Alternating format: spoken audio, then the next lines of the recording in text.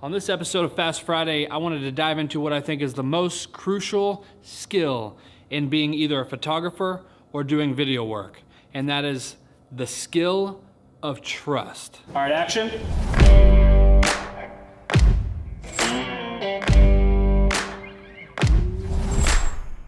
How many times have you pulled up to start a photo session and you've never met that client before in your life?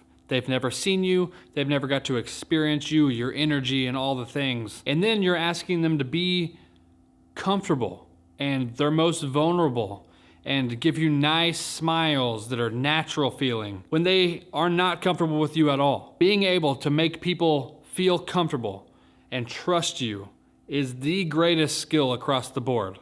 When people can make a calm, confident atmosphere for their clients, that's whenever you get the best results. You get the best shots in photography, you get the best answers and the most real personality coming out. Because when people feel safe, they feel like they can let their guard down, that's when the real them comes out.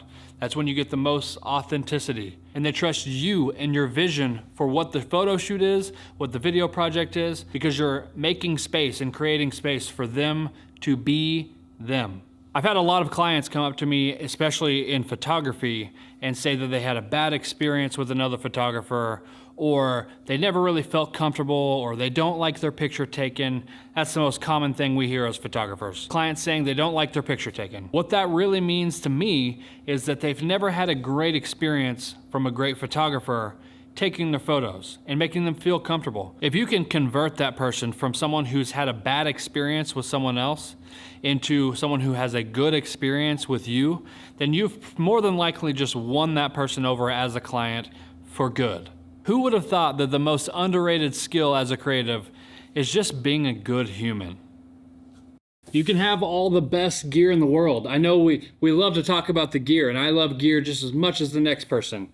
But if the person in front of your camera feels awkward or uneasy and they don't trust your vision or you, then that comes out in the final image every single time.